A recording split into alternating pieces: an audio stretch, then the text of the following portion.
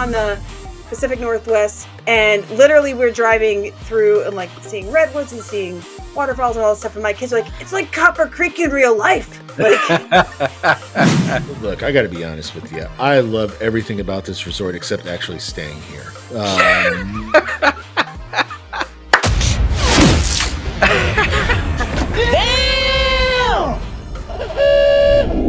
Welcome, Walt Disney World fans, to another episode of the Notcast, presented by NotClub33.com. On the show this week, it's Wilderness Lodge, a review. My name is Steve Rhodes. With me this week, it is Becky Wells. hey. Pat Neistat. What's up? And the Disney Cynic, it's Bobby Burchins. I'm sorry, I'm confused. Do we have a guest named that, or is that what we're talking about? No, we're talking about the Wilderness okay, because Lodge. you made it sound like we were bringing in a fifth wheel here. Then I'm like, oh, great, that's just what we need. No. Another one of those. Fifth wheels are for Fort Wilderness, not Wilderness Lodge. So. Anywho, bad jokes aside, last person to stay at Wilderness Lodge was actually Becky, but the last person to stay there with cash. So we don't really talk cash rooms very often on our show. We talk a lot of DVC. We'll talk about the retail experience over at Wilderness Lodge. Bobby, you did a whole podcast on this recently, last summer. Less than a year ago. There you go. Just under a year, but yes. Give us your thoughts on the old lodge of the wilderness. Look, I got to be honest with you. I love everything about this resort except actually staying here.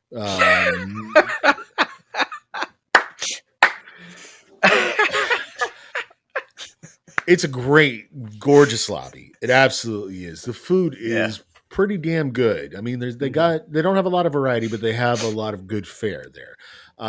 Having said that, my check-in experience, and I won't go into the whole depths of it or what have you, but it was a clusterfuck to say the least for us. We got to the room, and we had stayed at Coronado Springs at Grand Destino Tower the night before. The room at Coronado Springs was bigger and less expensive than it was over at Wilderness Lodge. How much was the room? It was $375 plus tax, I want to say, in straight cash, homie. And then straight cash. Yeah. That's not bad for Wilderness. No, I got one of those AP discount deals that was going on. And then we stayed at Coronado, like I said, the night before. It was $285 or something like that with the discount. To get a bigger and better room at that point felt like I was wasting my money. That being said, I've stayed here previously at DVC components here before. I'll let everybody else talk about those experiences. And I've had a lot of great stays. I think that the gift shop is actually underrated in terms of all the deluxe gift shops that are out there. Trails End Lounge, the bar that's usually like an overlooked type thing with Disney Vacation Club resorts, especially. We talk about like Beach Club and Ariel's or whatever the hell that bar is called. Like nobody goes to that thing. Trails End, actually, is it called Trails End?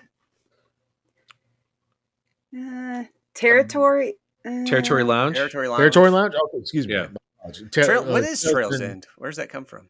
I think that's actually at Fort Wilderness. Yeah, that's it. Get them confused. Whatever. It's okay to overlook that one, guys. Yeah. That's Wilderness is in there. Just using the just for men. Anyway, same lake. Yeah, same whatever. Oh, there you go. It's next door to each other. One's a trailer park, the other one's not. So there you go. But look, and like I said, all the amenities surrounding the resort, even the pools are excellent over here. And they don't have just one main pool; they have two main pools, one for each side of the resort. So there's a lot of different and kind of interesting things to do. It makes you feel like you're not at Disney when you're staying at the resort. Yes. And that is something that actually, in my case, I value pretty highly because you know what? I kind of feel like I need to decompress from the mouse when I get done with the theme parks. And it's nice not having to walk into something that slaps me in the face. Like some of the other resorts do with like Contemporary, for instance, with whatever intellectual property they think fits. So like I said, I think that all the stuff surrounding Wilderness Lodge is great. I just did not have the most pleasant stay the last time that I was there. So. For $375, which is we all said pretty good rate. Would you stay Yes. there again and give it another shot? I would if I could get a little bit different view potentially, and if there was a little bit bigger room too. Okay. Yeah, for me, it's a place I've been to several times, but I've actually never gotten a chance to stay there. I don't know that I would want to stay there just logistically. For me, it's kind of not my vibe, first of all, and then just that whole only take the boat thing and only Magic Kingdom, not my deal. I'm not a big bus guy, so not really on my resort bucket list, but the grounds are awesome. Like, I love that about the place. I love everything about Geyser Point. When they put that in, that was one of my first things I wanted to do, was go there and eat and just check out the views of the lake, sit there and just chill. And like you said, Bobby, like you don't feel like you're at Disney. I mean, outside of the 25 million people still wearing ears from the parks, but like the setting itself, like it just is, it's just awesome. Like, even if you take the boat over from the Magic Kingdom, as soon as you pass the Contemporary and that whole area and you just kind of get back there in the woods, you're just like, oh, I'm on a lake, in the middle of nowhere. And it's quite remarkable. And I'm surprised you brought up that gift shop. Nobody ever does talk about that, but that gift shop, it's huge. Like, there's so much stuff in there. Like, I found myself, like, I don't really like fan out in Disney gift shops. It doesn't matter. Like, but I was like, oh, I might want this, or I might want that. I was like, find myself having to put stuff back so that I didn't spend too much money. So definitely, there's a reason, I think, and it's because they actually offer some of the more individual resort specific merchandise, which not all the resorts do anymore, and that's kind of a bummer. For me anyway, but Wilderness Lodge takes advantage of it, full advantage of it. And honestly, like I said, it's an underrated one. I think the only other one that could beat it would be Animal Kingdom Lodge. Right. And that's only because they got some real specific stuff over there. But outside of that, this might be the best one. Yeah. And I love the lobby at Wilderness Lodge too, the fireplace. Christmas time, especially. Like yeah. It's just, it's beautifully done. They did a damn good job with it. And yeah, totally a nice place. So for people that actually own Disney Vacation Club, neither one of you guys, Pat or Becky, own there, but you both stayed there within recent memory on points. Which one of you guys wants to jump in and give us your thoughts about DVC life over at Copper Creek and Boulder Ridge? Becky. Go, Pat. Oh. Becky's been nobody take the mic. God. All right. I have stayed in Copper Creek in a 2-bedroom. Thank you. And recently in a studio at Boulder Ridge after it was refurbished. So I've kind of done both. I've never stayed in the cabins unless somebody else is paying for that. That's no. It's like 100 points a night. They're beautiful, and that's on a cheap. It's not happening. I think they're actually more affordable cash wise than they are points wise. Probably. I would hope so. Yeah. If anybody wants to donate a room, info at notclub33.com. Email us. Have a party there. Yeah. I think I've dined at every spot at that resort. It's odd. I was just thinking through this while we're talking about it, and I think I've probably done more at that resort, like more like a broad range of everything than almost any other one. And I really haven't stayed there that much, but it is easy to immerse yourself, like you guys are saying. And the 2-bedroom has kind of a weird layout and whatever, but it was nice. It was really pretty. It's very like clean lines type of stuff, whereas Boulder Ridge I feel like has more of a throwback to like an older style of decorating at Disney, but with keeping with like authentic themes, if that makes sense. So it's not as like modern. Are you telling me that a barn door to the bathroom isn't authentic to the those lodges that are out west? I'm saying that, or I guess I mean more like the artwork and the actual textiles. How about that? Not necessarily the fixtures. Fair enough. Yeah, we enjoyed it. Whatnot. Yes.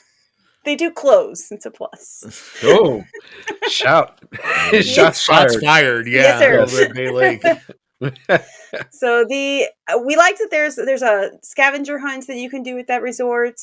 We've experienced both pools. Boulder Ridgeside pool has like no shade at all. And I'm very, very pasty. And so like I prefer to try to find some place with a little shade, at least on occasion.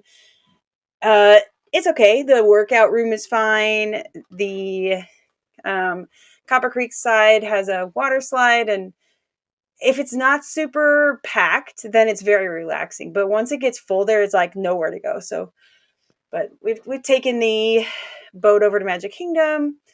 We've seen the geyser go off. We've followed the creek from its like start point at the springs in the lobby all the way out to the pool. Like it's really, really cool. So and my family camps all the time. So this was not a place that I would be like, this is an awesome getaway that we can never get to experience. But there are lots of people who don't camp, and like that's such a cool nature immersion. So they've glamping totally nailed it. When we went to we were on the Pacific Northwest last summer as well. Ew. And literally we're driving through and like seeing redwoods and seeing waterfalls and all this stuff. And my kids are like, it's like Copper Creek in real life. Like, they really, really nailed the theming. It is very, very well done. So, except for you still have to pay taxes, unlike the Pacific Northwest, where there's no tax. I prefer the actual nature, and not so much the nature at the resort. Pat, you once categorized, now this is pre-refurb, you once categorized the Boulder Ridge side smelling like as an old leather bag. They've changed it. Yeah. So when we stayed there, it was before the refurbishment, and I probably couldn't be more disappointed in an actual room. But I would say that Wilderness Lodge is one of my favorite resorts, but after that experience, I don't necessarily want to stay there. I just enjoy going there. Because the inside is similar to the Old Faithful Inn in Yellowstone, maybe a combination of other national park lodging out in the Northwest. And I think at Christmas time, it's probably one of the better places to be, in my opinion. I mean, just every year. I mean, we're in Walt Disney World just about every December, and we always check it out. And then the food, Whispering Canyon's good. They have the skillets. I think they're like $40, so that's don't reasonable. ask for it's ketchup. all you can eat. Don't ask for ketchup. True. Yeah, because they do all kinds. They'll give you like big cups. They give you big straws. They give you small cups. Just messing It's around like with you. Dick's Last Resort, but no cussing. Basically, that's what it is. It's one big game. Yeah, but even the stuff. Go back to Old Faithful Inn. I mean, they have a fake thermal feature, and then outside they have the Old Faithful, the geyser. Yeah. So that whole thing is kind of cool. And then you keep going outside and you run into what you talked about was Geyser Point, Steve. And that's a really good place to get lunch or just kind of relax and get a drink. And they serve the bison burger, which is pretty good. If anybody's had that. I have. It's very good. Yeah. So to me, I don't want to stay there because of my experience. And I know they've updated it, but I enjoy going there. Yeah. I have no desire to actually stay there, like I said, but I think it's totally worth a trip if you're just at the Magic Kingdom for the day. And, if you have a full week at Disney World and you're doing your second or third day for some of you guys that are going to Magic Kingdom, just get the hell out of there. Go there for lunch and take 2-3 hours and just chill out at Wilderness Lodge. Get a break, walk around, meander, see the sights, and then head back to Magic Kingdom or wherever the hell you're going, because it is totally worth a stop. And if you're into that type of thing and you're never going to get out to the Pacific Northwest for camping or staying in a cabin or sightseeing in general, this is a place that you might really definitely want to consider, because how else are you going to do that? It's just kind of like it's so well done. It's like that, like you said, it looks like Old Faithful, and it is very reminiscent So of what it the bus. looks like it, but it's much grander. It's much grander because Well. you go to Old Faithful Inn and it's not very big, but It was this built at a place is- different time and not on Disney and not on a Disney budget. Did they Right. have? I want to add one thing about Yeah. the resort is one of the other reasons it just popped in my head that I just didn't like it is the buses. The buses took forever for me. My experience, like, I mean, you get the Magic Kingdom quickly on the boat, but those buses just the time in between when they came and how you got to each park, it was maybe the longest I've ever experienced, and maybe it was just the time I was there. Maybe I don't know. I think it what was the going on, but- time because because me and Amanda, as part of that podcast that we right, Yeah. I remember that. You we raced. we raced from Epcot to the lobby over at Wilderness Lodge, and like she won by all of 30 seconds Really? between the bus and a car, which I'm pro car, so obviously I'm glad that the car won, but at the same time I got to give them kudos. It did get me there pretty quickly, and I did have to sit and wait in the Epcot bus line there for a minute. Really? It wasn't like we immediately took off or something. I mean, we were late in like 25 minutes to just get a bus. It was like, I don't know. And that's just all might have had a anecdotal good because day. the buses aren't reliable. So it's all, your mileage may vary on the buses, but Yeah. they do have that internal boat loop that does include the Contemporary and Fort Wilderness. So I guess conceivably, if you didn't want to take the bus to Epcot, you could boat to Contemporary, hop on the monorail, then TTC it to Epcot. I don't know, it wouldn't be faster, but it would be on Significantly time. slower. But you would know that you were going to not just stand there in the heat waiting for a bus. You would know that. You would get to smell some piss on the monorail, and that's And you could definitely smell the out-of-date monorails, which is another topic for another show. Has anybody done the Artist Point Snow White? Like, has anybody? What's that all about? Yeah. Nope, and I won't. Know? I won't either. Look, it's Becky. I've actually looked into the menu over there, and like the experience, whatever. It's another one of these character dining things that it's We've already covered $75. character dining, yeah. It's just not my. You have no children. Don't go. Yeah, we went. Moms of Five Kids Club went soon after it had opened, and the food was fantastic. It was really, really good. At the time, the price wasn't too bad especially for the amount of food. 65. And it was just like unique offerings. It was definitely not that much when we went, and it was unique offerings. It was a lot of different styles of food. Now, we did it the night before we went on a Disney cruise, so then it was kind of like, wow, we just had like this fancy food, but then it ended up being nice food all along, like in a row. But it was good, and the characters, they did fine. They did great. I actually really didn't enjoy the service itself at that restaurant, but the cast members that were the characters were phenomenal. The Evil Queen was fantastic, and I'm not usually getting in line to meet people, but we did do that for the Evil Queen, and we enjoyed it. So it was cool. I wouldn't take my whole family there because I'm not paying for that. Yeah. No. I'd rather just go on a cruise and they have that meal every night. So. I mean, that would be like if you were taking all your family to that dinner. I mean, Jesus. Oh man. No, That's why any she's not sit-down doing it. meal. That's what I'm But saying. even at like a family of 5 or 4, I mean, you're still hundreds of dollars. You've got to really want to see the Evil Queen and some of the characters that you just don't normally get to see. So that's with any character meal. And if you want to know our full thoughts on character meals, we did an episode recently about that. And there is a card floating above Pat's head that you can click on and watch said episode. Okay, some housekeeping here for our show. Graduations have just happened and it's summertime.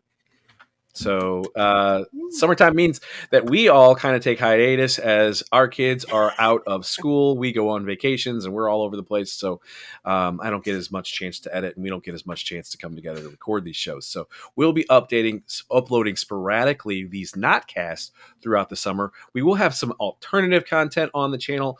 So it won't necessarily be this show, but Pat's got some 3-minute dining reviews coming. I've got a couple of creative ideas. And of course, Cynics on Disney podcast airs on this very YouTube channel, usually on Mondays. So check that out every Monday morning. You'll miss a couple weeks for holidays and stuff, Bobby, but you'll be on pretty regularly. So Yep. stick with us throughout the summer when we are uploading this show sporadically, and we'll be back with a regular schedule after Labor Day. We will upload sometime again in June, and then in July and August, we won't be gone completely, but we just won't be every single Friday. Maybe click the bell so they can be notified. That Whenever would be we do post smart. something. Yeah. That would be smart. So if you do click the bell, you'll know when videos drop. It could be this show, could be Cynics on Disney, or aforementioned 3-minute dining reviews, or some other shit that I come up with that will air right here on this channel. Perfect. Yes, exactly. So if you like us, please hit like. It really helps out the channel, and consider subscribing, as it's free to do so and boost us up in YouTube's algorithm. For everybody here at Not Club 33, have an awesome day.